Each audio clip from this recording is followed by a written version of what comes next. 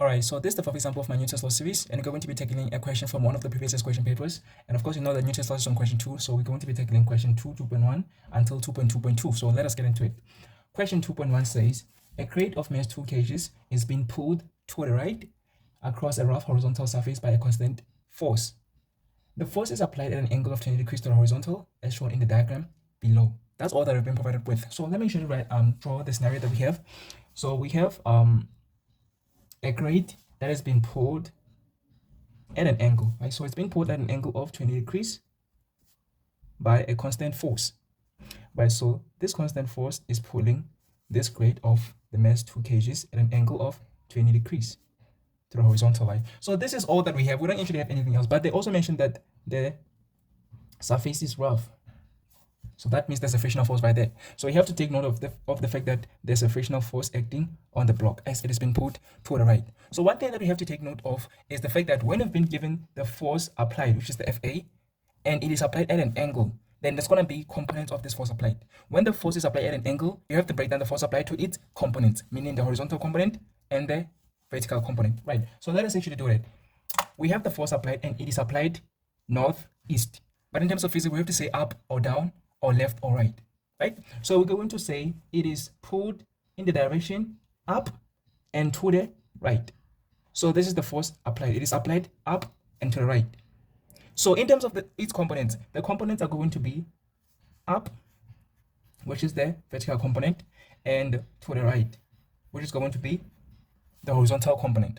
So the fact that the force is applied at an angle and it's applied up and to the right, then the up component of it is going to be the vertical component of it, and to the right component of it is going to be the horizontal component of it. So we know that the vertical component of the force applied, which is Fy, is equal to the force applied multiplied by the sine of the angle which the force is applied at, and the horizontal component of the force applied is equal to the product of the force applied and the cos of the angle which the force is applied at, right? So this is something that we know by heart. This you're not giving at the back of the paper or in the formula sheet. You have to know this by heart. This is something that we're going to need to apply because the force is applied at an angle and we have to break down into its components. So the components are, well, the horizontal component is to the right and the vertical component is up. That's what you gotta take note of. So let us get into the first question. So the first question says, draw a labeled free body diagram showing all the forces acting on the crate. So let us draw the free body diagram for this crate, right? So fortunately enough, it's only one crate and we're going to draw the free body diagram in the following way. So 2.1.1. So 2.1.1, what should I write it? Let me write it here, 2.1.1. So the free body diagram, of course, we're going to represent the crate as a dot. And let us look at the mark allocation. It is 4 marks. So they're expecting us to draw 4 forces, right? So the first force that is going to be obvious is the normal force. The other obvious force that we're going to draw is the gravitational force, which is the weight. Then, of course, we have the frictional force acting in the opposite direction of the motion of the object. Because we are pulling it to the right, then the frictional force is going to act to the left. And because it's in motion, as it is being pulled, then we're going to say it is kinetic. Right, so I'm so sorry about that. And we're going to also have the force applied. So we're going to have the force applied at an angle. So we're going to have the FA right there. So this is going to be the free body diagram that we should draw. There's going to be 1, 2, 3, 4, and that is going to be our 4 marks. But certain people actually prefer including the components. Like we have actually broken down the components of the force applied. They include them as well. So this is how they draw the free body diagram, including the components. So they also say we have the normal force, we have the gravitational force, we have the kinetic frictional force, but they break down the force applied into its components. So they include the horizontal component of the force applied, which is the Fx, and they also include the vertical component of the force applied. So this is the free body diagram that they draw. Although the number of forces is going to be 1, 2, 3, 4, 5, you're still going to get 4 marks because the 2 components of the force applied represent the same force, which is the force applied. So it's going to be counted as 1 mark. Those 2 forces are going to be counted as 1 mark, right? So you're either going to draw this free body diagram, which is correct, or this one. So when you include the force applied, you don't include its components. But when you include its components, you don't need to include the force applied. It is not necessary, right? But certain people still, out of their own arrogance, they still include their components even in this one. So they still say we have the Fx here and the Fy there. They still do this. This is also acceptable if that works for you. You either want to draw this one or draw this one and show the components like that with dotted lines. So either one of them is correct. Actually, both of them are correct, but you're not gonna draw both of them. You're either gonna draw one of them, but both of them are correct, right? It depends on which one you prefer. Let us go to the next question. Before we get into the next question, which is 2.1.2, there's an information that have been given, so let us get into it. A constant frictional force of 3 newtons acts between the surface and the crate. The coefficient of the kinetic friction between the crate and the surface is 0.2. So we've been provided with two quantities. So what are the quantities? We have been provided with the kinetic frictional force, and they said that it is 3 newtons. They also gave us the coefficient of the kinetic friction, and they say that it is equal. It is equal to 0.2. I don't like actually making messes, so please excuse me with this. Right. So we've been provided with these two quantities, which is the frictional force and the coefficient of this frictional force. So every time when they give you the coefficient of the frictional force, you should know that you are at some point going to need to utilize the formula Fk is equal to the coefficient multiplied by the normal force. This is the formula that you're going to need to utilize to calculate whatever that is going to be required of you to calculate. Okay, so you have to take note of that. So we have the kinetic frictional force and its coefficient, so we can calculate the normal force.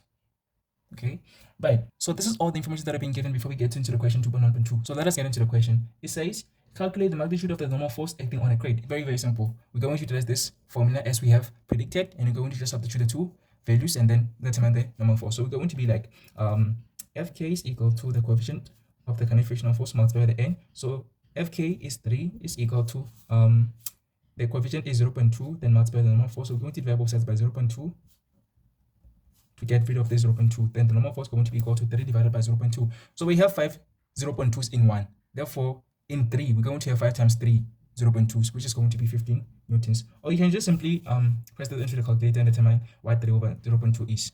It is going to be equal to 15 newtons. Therefore, normal force is equal to 15 newtons. And of course, if we had to include the direction, then we say upwards. But because they said magnitude, we don't actually need to include the direction. So I hope that we are clear with that. Let us go to the next question, which is 2.1.3. 2.1.3 says calculate the force. Well, the magnitude of the force, which is the force applied. Remember that they didn't actually give us the magnitude of the force applied, so they want us to calculate it. How are we going to be able to go on about calculating that? Let me shift my camera a little bit down so that you can be able to see what I'm going to calculate. All right, so 2.1.3.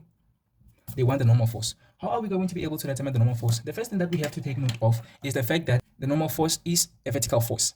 So we have to consider all the vertical forces that are going to be making an effect or acting on this block. So what are those? So we have this block or this crate, right? So how many forces are going to be vertical? So we're going to have the normal force acting up. We're going to have the gravitational force acting down. But remember that we also have the vertical component of the force applied. Right? So we're going to have to include it, and it's acting up as we have previously discussed. So we also have the component, the vertical component of the force applied acting up. It means we have two forces acting up and one force acting down. So let me actually explain something. You have to take note of this, and it is very, very important for you to know this. When the force is applied at an angle, and it is applied upwards at an angle, meaning it is applied like this, then the weight is equal to the normal force plus the vertical component of the force applied. It means also that the weight is greater than the normal force. This is information that you're going to need to tackle the multiple choice questions. So when the force is applied at an angle and it is applied upward, then the weight is equal to the normal force plus the force applied, because these vertical forces are still balanced. They're still in equilibrium as the block is moving horizontally. So the fact that the block is moving horizontally, it means the vertical forces are still in equilibrium or balanced. So they're going to have the same magnitude but acting opposite directions. So since the gravitational force is the only force that is acting down, it's going to balance all the forces that are acting up, which are the normal force plus the vertical component of the force applied. So it's going to balance both of these forces. So it's going to be equal to that magnitude, but of course in opposite direction. So it means the normal force is going to be less than the gravitational force, or the gravitational force is going to be greater than the normal force. This is when the force is applied at an angle but upward. If the force is applied at an angle downward, meaning something like this, then the normal force is equal to the gravitational force plus the vertical component of the force applied, and therefore the normal force is greater than the weight. These two things, or these two concepts, or these two theories are the ones that you're going to need to tackle the multiple choice questions. So you have to take note of them and know them by heart. Okay, so when the force is applied at an angle and it's applied upward, then the weight is greater than the normal force. But if the force is applied at an angle downward, then the normal force is greater than the weight. These are the type of questions that are going to ask you in the multiple choice regarding the Newton's laws. Okay, so you have to know this.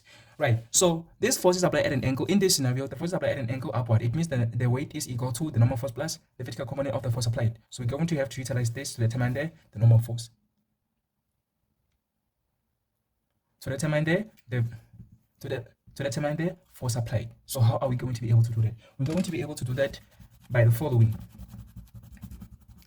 So what we are going to do is we're going to break down the component into what it is equal to. Remember that we said that the component, the vertical component of the force applied is equal to the force multiplied by the sine of an angle. So we do have the angle. We don't have the force. So we're going to calculate the force.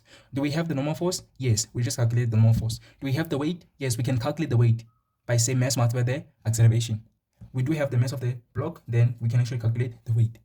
So we're going to calculate the force applied by utilizing this formula. W is equal to N plus Fy. This is something that you should know by heart. A lot of learners do not know this. So now you know, right? So we're going to be like, what is it? The weight is equal to the normal force plus the vertical component of the force applied. So the weight is equal to mass multiplied by the gravitational acceleration, which is equal to normal force is equal to 50 newtons. So we're just going to keep it as it is. Plus this one is equal to the force applied multiplied by the sine of an angle. So let us see what things we got. We have the mass of the crate and it is 2 kilograms. We have the gravitational acceleration 9.8. We have the normal force. We just calculated that. We have the angle. So it means we have everything besides the force applied. Then we can calculate it just like solving for x, right? So we're going to substitute the mass, which is 2, multiplied by the gravitational acceleration, which is 9.8, is equal to normal force is 15. We just calculated that, plus the force applied multiplied by the sine of an angle, which is 20 degrees.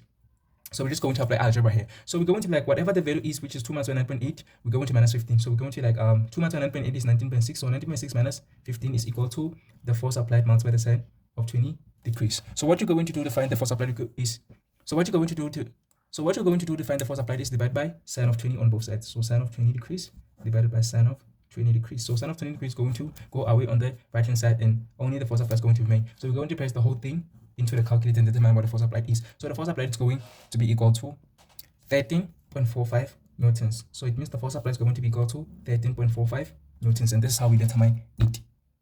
So the hint for this type of question was when the force is applied at an angle and is applied upward, then the weight is greater than the normal force. This is for multiple choice questions. But for this type of question, or to answer this question, then we have to utilize the equation. No, the weight is equal to normal force plus the vertical component of the force applied, which is this. So because the vertical force are still balanced, then they're still equal in magnitude but in opposite direction. So that means that the weight or the gravitational force has to balance the sum of these forces, which is what we've written here. Then that is how you're going to determine the force applied or the magnitude of the force applied. So I hope that that is clear and you're not going to forget that in examination or in the future.